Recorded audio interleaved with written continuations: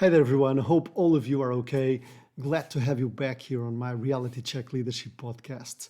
Today I have an international guest. His name is Ton Dobbe, and we're going to talk about leadership in a very inspirational manner.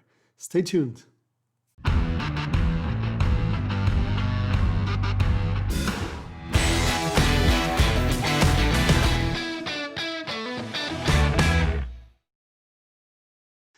Hi, Ton. Welcome to the Reality Leadership podcast. It's a pleasure to have you here today.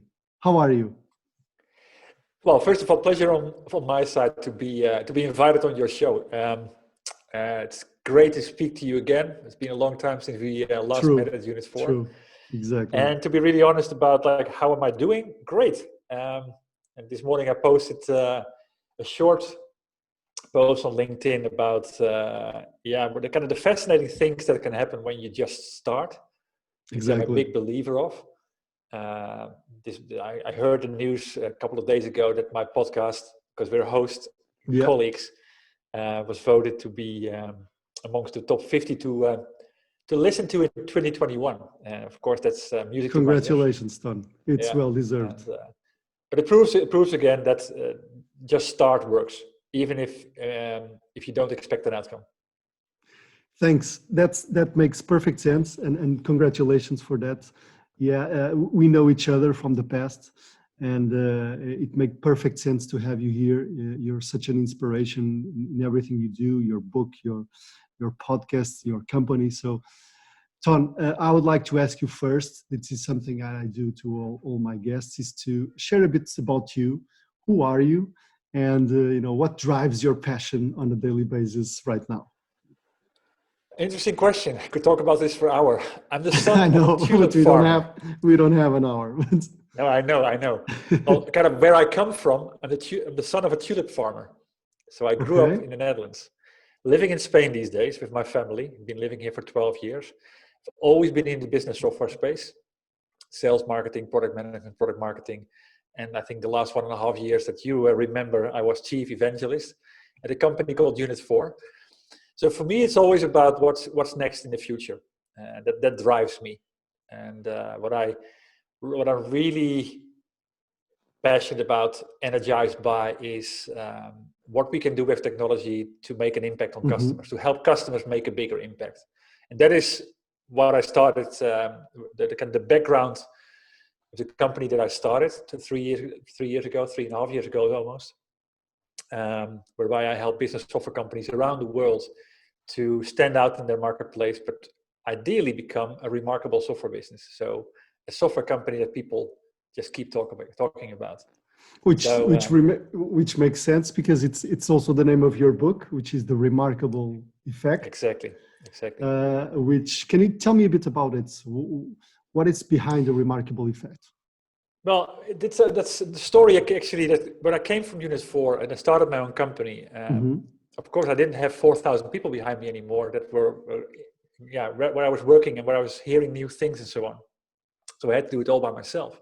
So thinking about how I could kind of create my brand and to do something whereby I could share something of inspiration to the world, I decided to do a podcast. And I really, really started to like that. So it became a weekly thing.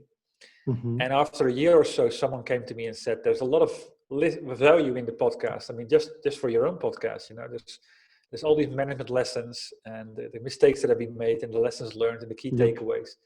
So she said, you need to write a book about this. And I took that to heart around Christmas. And then I realized, let's do it. I would never have expected I would ever write a book. I mean, until that moment, I actually hated reading books, so let alone writing one. But I did it, and it was a perfect way to get vision together and to get all the ducks in a row in terms of what I believe are the 10 traits that define those companies that we keep talking about. And that's at the end what the book is about. It's called The Remarkable Effect. It's about the 10 different things that they do that first of all gets them there, but also then keeps them there on that big wave. I remember you posting on LinkedIn, a couple of covers saying, hey guys, what do you prefer as cover for the book? And it was really cool because it looked like we were part of the process, of the creation process. True. And Yeah. that was really cool. So congratulations for that, Ton. Yeah. On your personal life, Ton, what do you value the most? How are you on your personal day to day?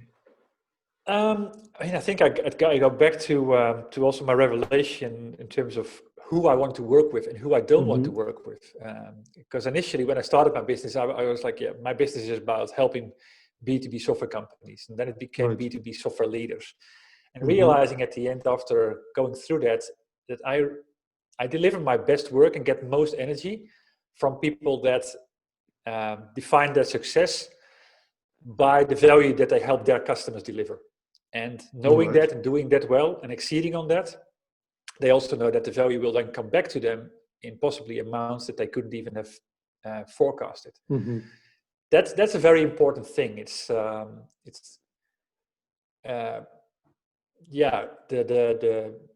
value focus. So almost like purpose first, then profit, rather than the opposite around. It's about being clear, clarity. I mean, I do a lot of assessments and help customers. And like this morning, I was working on one of my customers and helping their sales team sell value. Really going down to what they say and how they say it. And I just, for some reason, I've developed an eye for that. But I also get sort of itchy when people are vague, when people are talking in generalities. Cut the bullshit, you know? Cool. And one of the things that I've put on my website is, because I'm running a tribe around my book, is, okay, come here if you want to be surrounded by people that tell you what you need to hear, not what you want to hear. And I think that's a big mistake that I see a lot. People just kind of do the rubbing with, try to get higher in the hierarchy by pleasing their boss. And I get itchy with that. Ton, thanks so much for the cool answer. Let's talk about leadership. Let's focus a little bit now on the topic. And on the topic, normally I challenge my guests to come up with stories that happened to them or to someone really close to them that's had an impact in them, that you believe are considered to be negative or positive leadership stories. So I'm going to challenge you to, share first a negative one. So something that happened to you or to someone next to you about a negative leadership example, something that's popped into your mind. What could you share with us today? Oh my God, negative.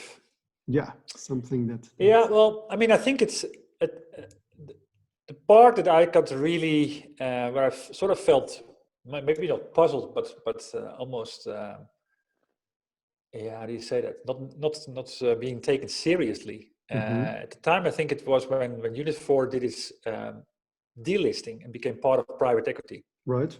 The communication was, we've got a great strategy, we've got a great journey ahead, we've got great people, nothing will change. And then the moment the signature was done, everything started changing. And it was ruthless, It's and I'm not sure who was driving this at the end. It's and of course certain things have to happen, and that's what business is about. But it's sort of this keeping everybody full of hope, and then just cutting the legs under their chair. Right. What did you feel? What did you feel? Yeah, you feel like, okay, maybe I could have anticipated this. Maybe I was blunt myself. But you feel like, okay, is this something that? Sometimes I feel, do I want to be part of this? Right. It's so again, it's the whole thing around clarity and being honest on what you say, and don't toy around it. Say it as it is. I mean, I'm Dutch, and I like being direct, and I think I can handle this. But I think maybe it's also cultural that some cultures and some countries, like want to hear hope to hear what they want to hear. Today this is not in purpose, but he offered me this book. It's called The Culture Map. Yeah. Which is in fact decoding how people think, lead, and get things done across cultures, which is what you're saying, right? You immediately said, I'm Dutch, I can handle it. And I can tell you in Portugal, things will be a little bit different probably, or in Spain or in China. But thanks for that. What have you learned on that process, knowing that from on one day you are in an international company and everything looks, aligned, and suddenly in 24 hours, everything seems to become a little bit, Yeah. sand, moving sands. What have you learned with that? Yeah, I mean, I think it's that sense of unclarity, possibly. Mm-hmm.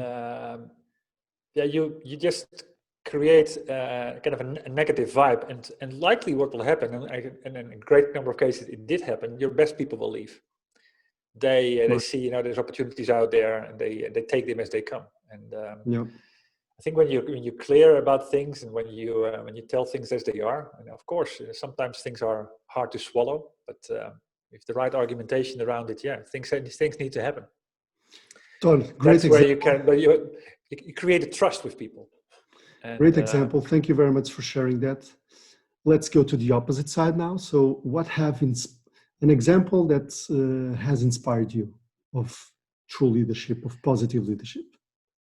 No, I mean, at the end, I actually had goosebumps in the audience. It was one of the people that I think lives close to you, José Duarte, Yes. CEO of Unit 4.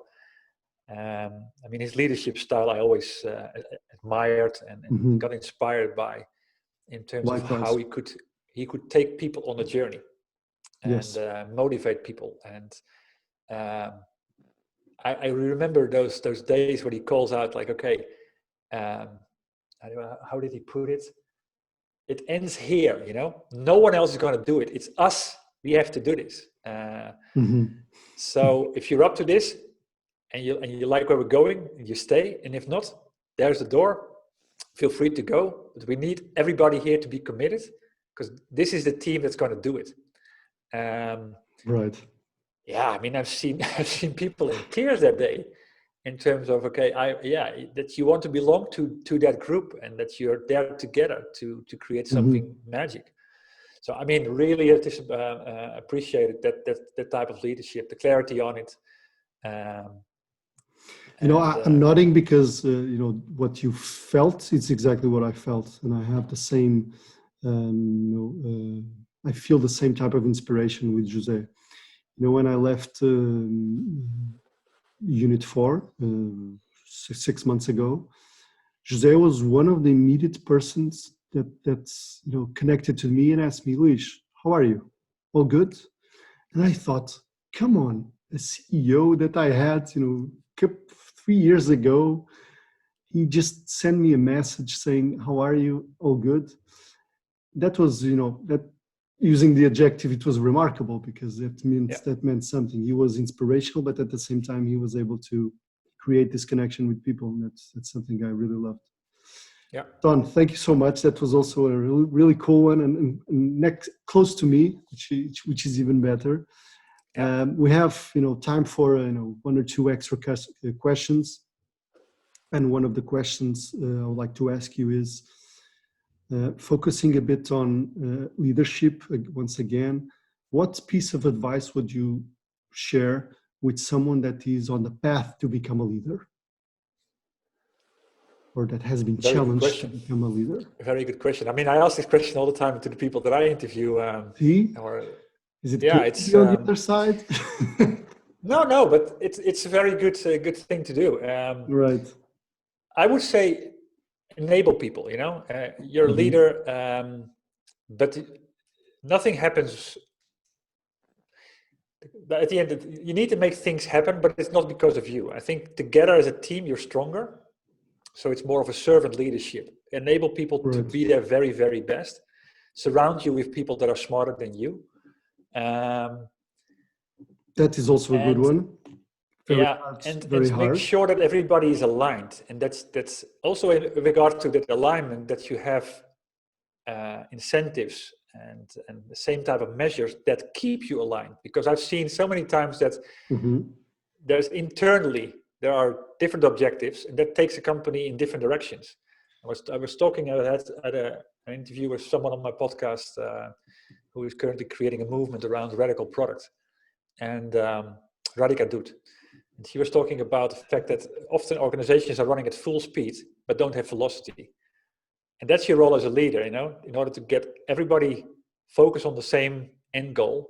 That's at the end comes down to having a vision, kind of painting a point in the future where you want to be together, where you're going to create a bigger impact, and then assuring that everything is in line in order to get there together and make the team, because then you create something like 1 + 1 = 3.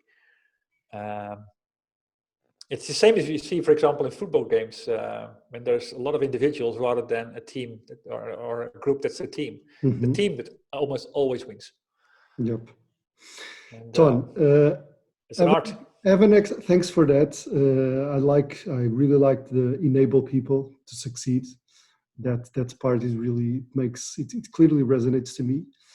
One last question I'd like to ask you. You've recorded more than 140 podcast episodes.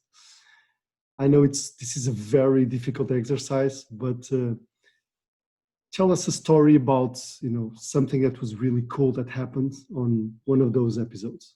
Something that really, when you disconnected, you said, "Whoa, this was really something." Well, recently I had a podcast interview. It hasn't been published yet with Bobby Bryant. He's the CEO of a company called Ask DOS, and he's transforming the space of how to buy real estate. Okay. He said that he got connected with me because he got connected to someone else that was on my podcast, and they ended up being the two winners of a big contest. At the end, being rewarded to be the two most prominent voice AI companies in the world. And this guy, when he was talking about what could be, I mean, that gave goosebumps. And then, I mean, you realize again, it's an art. It's right. If you have that capability to inspire people, even if in an area that I didn't even have connections with. I mean, I bought my house about 12 years ago, so it's not really top of mind. But exactly. The way he brought it, and the way he explained the vision and where he was taking it, he just wanted to be part of that.